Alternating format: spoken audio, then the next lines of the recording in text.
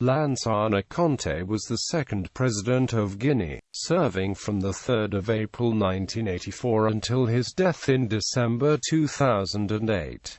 He was a Muslim and a member of the Susu ethnic group. Early life. Born in Musa Yalumba, a member of the Susu people, he estimated his birth date to be 1934, although he never knew exactly. Conté was educated at a local Quranic school and attended Dubraki Primary School. He then went on to study at military preparatory schools in Vingeville, Côte d'Ivoire and St. Louis, Senegal.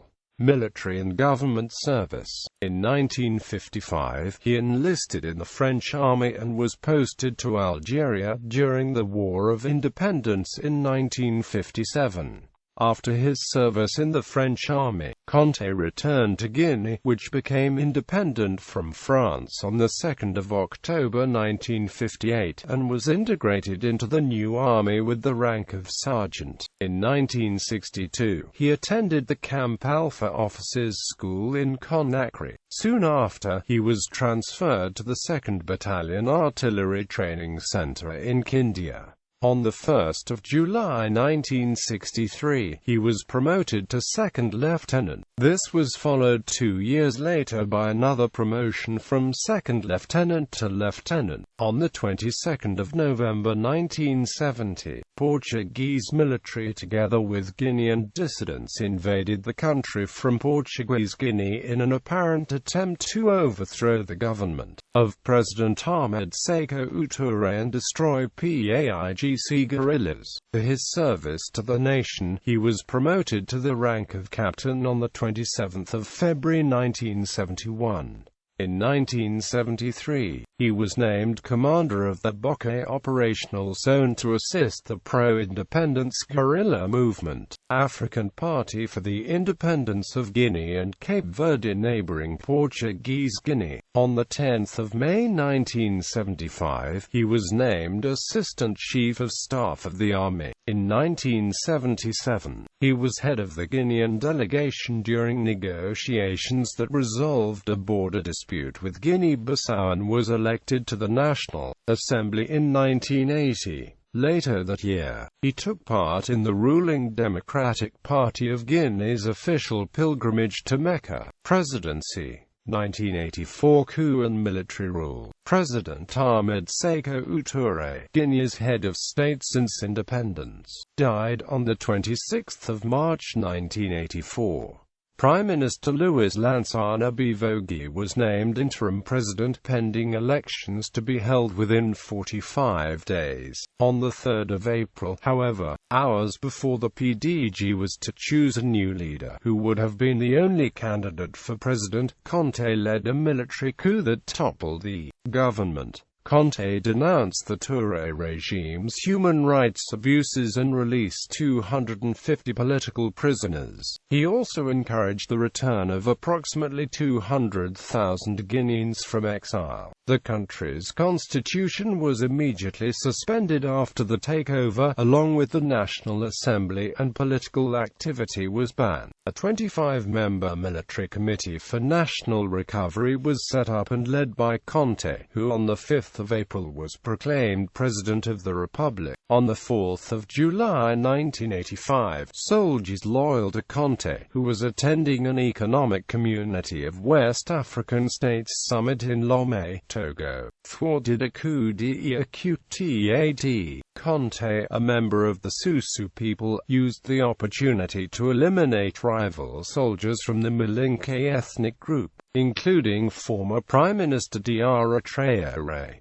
On 3 April 1990, Conté was promoted to the rank of Army General. President Conté was the Secretary-General of the International Parliament for Safety and Peace, a private organization in Italy. Economic and political transition. Conté's economic reforms, including currency devaluation and reduction of government spending, met with approval of the International Monetary Fund, and realignment with Western nations encouraged foreign investments. He initiated Guinea's transition to civilian, multi-party rule in the early 1990s. A new constitution was approved in a referendum held on the 23rd of December 1990, and the CMRN was disbanded on the 16th of January 1991. It was replaced by the Transitional Committee for National Recovery, a body composed of civilians and military officials. Political parties were legalized in 1992 in preparation for upcoming elections. Civilian rule. The first multi-party presidential election held since independence was conducted on the 19th of December 1993. Conté, candidate of the newly formed Party of Unity and Progress, won 51.7% of the vote, just barely enough to avoid a runoff. Alpha Condé of the Rally of the Guinean People was second with 19.6% of the vote. The opposition alleged electoral fraud, especially after the Supreme Court discounted as invalid the results in two prefectures where Condé of the RPG had received a large majority of the vote. Despite Conté's stated commitment to democracy, his regime remained authoritarian. However, he had far less power than Touré, and for the most part his rule was much milder. Conté's government narrowly survived to the 2nd of February 1996 coup attempt that stemmed from an army mutiny over payment of salaries. Several dozen civilians were killed and the presidential residence sustained significant damage. In Guinea's second multi-party presidential election, held on the 14th of December 1998, Conté won another 5-year term with 56.1% of the vote. The polls, although an improvement over the troubled 1993 election, were considered flawed by opposition parties and observers. A November 2001 referendum that lifted presidential term limits and would extend the term in office from 5 to 7 years was supported by 98.4% of the voters. The results, however, were rejected by opposition parties who claimed that the outcome was rigged. He went on to win a third presidential election held on the 21st of December 2003 with 95.6% of the vote after all but one of the opposing candidates boycotted the race, expressing the belief that Conté would never allow a fair election. Conté had been in declining health, suffering from diabetes and heart problems, and his ability to serve and survive another full term in office was doubted by many. He was sworn in on the 19th of January 2004, and in a television broadcast on this occasion, he vowed to fight corruption. On the 19th of January 2005, shots were reportedly fired at his motorcade on its way into Conakry in what was apparently a failed assassination attempt. One bodyguard was reportedly wounded. Conté, who was unharmed, went on state radio and television that night to say that he had survived because God had not yet decided it was his time to die. He also mentioned threats from those who do not wish to see the development of Guinea of those who obey orders given to them from abroad, and vowed that he would not be manipulated. On the next morning, he made a public appearance to pray. While on a visit to France with his family in 2005, Prime Minister François Lansana resigned and sought asylum. He complained of corruption and increasing interference from Conté. Fall's successor, Cellou Dalein Diallo, endured until April 2006. Conté failed to appoint a new prime minister until the end of January 2007. In April 2006 he was flown to Morocco for medical treatment.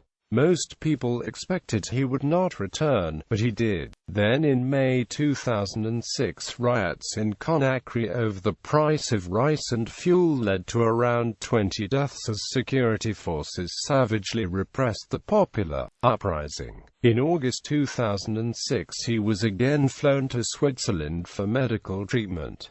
This time no crowds met him on his return to Guinea. Meanwhile, Henriette Conté, the president's first wife, was accused of flouting the rule of law and taking advantage of the president's physical and mental incapacity to abuse her power. In August 2006, Human Rights Watch produced a 30-page report condemning human rights abuses in Guinea, highlighting the power vacuum resulting from the president's ongoing illness, and expressing concern about the future. In an interview with journalists reported by Guinea News in October 2006, Lansana Conté said that he intended to stay as president until 2010, which was the end of his 7-year term. Conté also said that he was looking for a replacement who loves the country and will protect it against its enemies. In November 2006, Transparency International updated its annual corruption index.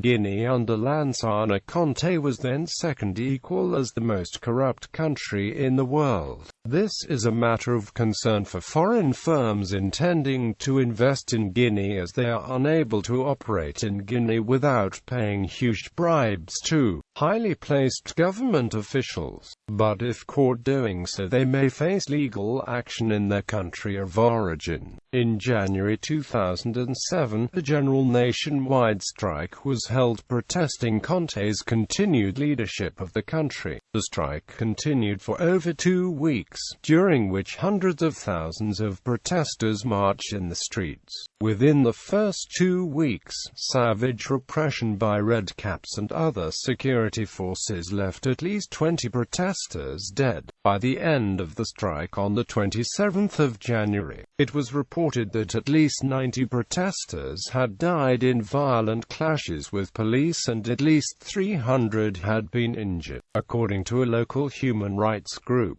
The strike ended following an agreement between Conté and the labor unions, according to which a new prime minister would be appointed as head of government. Conté also agreed to lower rice and fuel prices. On the 9th of February, Conté appointed Eugene Camara, who had been Minister of State for Presidential Affairs since January, as Prime Minister. This was rejected by the opposition, and widespread violence broke out after the appointment. The strike resumed on the 12th of February, and Conté declared martial law on the same day. On the 25th of February, Conté agreed to a deal to end the strike, and on the 26th of February he appointed a new Prime Minister, Lansana Conté, from a list of individuals chosen by the unions and representatives of civil society. People returned to work on the 27th of February. Conté was sworn in on the 1st of March in a ceremony at which Conté was not present. In an interview with Agence France Presse and TV5 on the 14th of June 2007, Conté asserted that he was still in charge of the country, rejected the possibility of a transition, and said that his appointment of a prime minister was not due to pressure and that he was pleased with Conté's performance.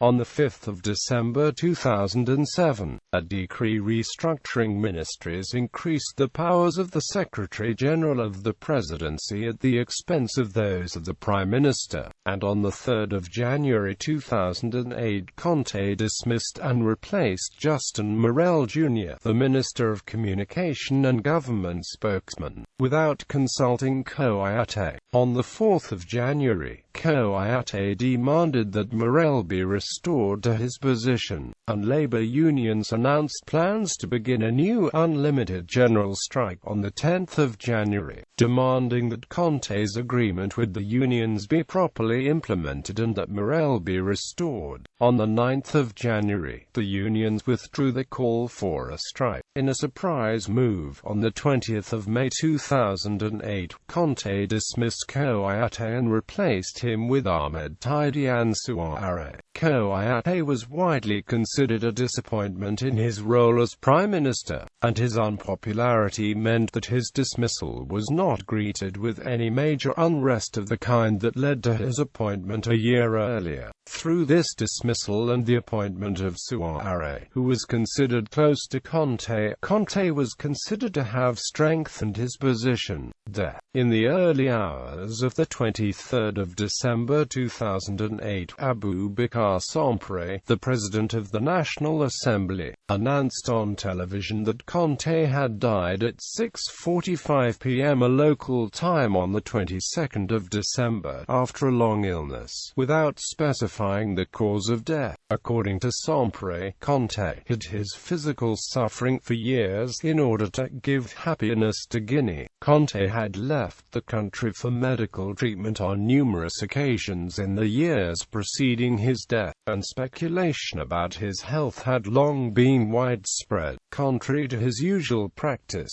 Conté did not appear on television to mark Tabaski earlier in December 2008, and this sparked renewed speculation, as well as concern about the possibility of violence in the event of his death. At around the same time, a newspaper published a photograph suggesting that Conté was in poor physical condition and having difficulty standing up. The editor of that newspaper was arrested, and the newspaper was required to print a photograph in which Conté looked healthy. According to the Constitution, the President of the National Assembly was to assume the presidency of the Republic in the event of a vacancy, and a new presidential election was to be held within 60 days.